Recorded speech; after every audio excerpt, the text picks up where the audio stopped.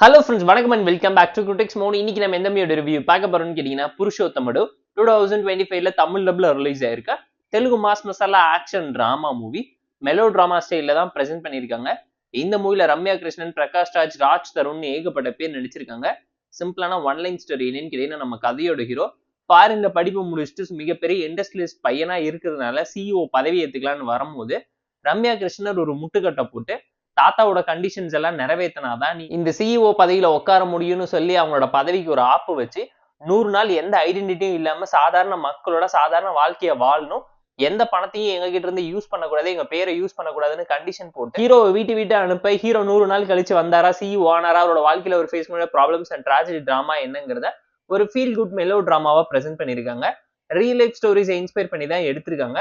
குஜராத்தில போனஸ்னு சொல்லி ஒரு படம் ரிலீஸ் ஆயிருச்சு. நாவலோட ஸ்டோரி பிளாட்டை தான் எடுத்திருந்தாலும் தெலுங்கு சினிமால இதே ஸ்டோரி டெம்ப்ளேட்டை 100 வாட்டி அடிச்சு துவச்சு உரிச்சிருக்காங்க. நம்ம கதையோட ஹீரோவுமே மகேஷ் பாபுக்கு டஃப் தர அளவுக்கு பயங்கர சிம்பிளாவும் கண்ட்ரோலான பெர்ஃபார்மன்ஸை மட்டும்தான் தரும்னு ஸ்கிரீன்ல சத்தியம் பண்ணிட்டு வந்த மாதிரி தான் நடிச்சுக்கிட்டு இருப்பாரு.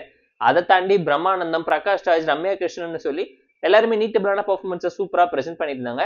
ஸ்டோரியை பொறுத்தவரைக்கும் ரொட்டீனான சிம்பிளான ஆவரேஜான ஒரு டிராமா தான். ரொம்ப ப்ரெடிக்டபிளா டேக் இட் ஈஸியா தான் இருந்துச்சு. எந்த ஒரு எக்ஸைட்டிங் இன்ட்ரெஸ்டிங் ஃபேக்டர்ஸ் பெருசா படத்துக்கு கை கொடுக்கல. ரொமான்ஸ், காமெடி, எமோஷன் எல்லாமே ஆன் ஆஃபா தான் ஒர்க் அவுட் ஆயிருக்கு. ஆக்ஷன் சீக்வன்ஸ் ஓவர் டூ பண்ணி வச்சிருக்காங்க. ஹீரோக்கு சம்மந்தமே இல்லாத லெவலுக்கு ஓவர் பில்டப்ல மசாலா நிறைஞ்சிருச்சோன்னு ஃபீல் பண்ற லெவலுக்கு அந்த ஃபைட்ல அட்டகாசம் பண்ணிட்டாங்கிறது இந்த படம் பார்க்கும் உங்களால தெரிஞ்சுக்க முடியும். ஸ்கிரீன் பிளே பொறுத்தவரைக்கும் ஃபர்ஸ்ட் ஆஃப் ஓகேஷா டீசென்டா இருந்துச்சு.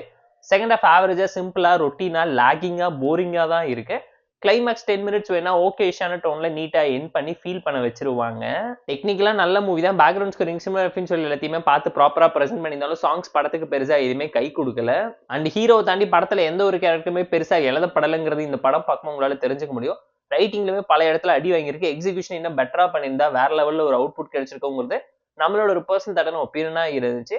ஸ்டார் கேஸ்ட்டை மட்டும் நம்பி ஒரு படத்தை எடுத்துட்டாங்கன்னு ஃபீல் பண்ற லெவலுக்கு ஸ்டோரியோட வெயிட்டேஜ் ரொம்ப வீக்கா இருக்குங்கிறது கண்டிப்பா இந்த படம் பார்க்கும் உங்களால தெரிஞ்சுக்க முடியும். போர் அடிச்சா டைம் பாஸ்க்காக பார்த்து என்ஜாய் பண்ற மாதிரியான ஆவரேஜான Tamil dubbed action drama movie தான் இந்த புருஷோத்தமடு. இந்த மூவிக்கு நம்ம தரக்கூடிய ரேட்டிங் எவ்வளோன்னு கேட்டீங்கன்னா 5.4 அவுட் ஆஃப் 10. இந்த வீடியோ உங்களுக்கு பிடிச்சிருந்தா லைக் பண்ணி, கமெண்ட் பண்ணி, ஷேர் பண்ணி, சப்ஸ்கிரைப் பண்ணி சப்போர்ட் பண்ணி. இந்த வீடியோ பிடிக்கலாம் மறக்காம டிஸ்லைக் வச்சு கமெண்ட் பண்ணுங்க. நம்ம டெலிகிராம் லிங்க் டிஸ்கிரிப்ஷன்ல இருக்கு, ஜாயின் பண்ணிக்கோங்க. டெய்லியும் அப்டேட்ஸ் உங்களுக்கு வந்துடும். Tata bye, see you and love you all.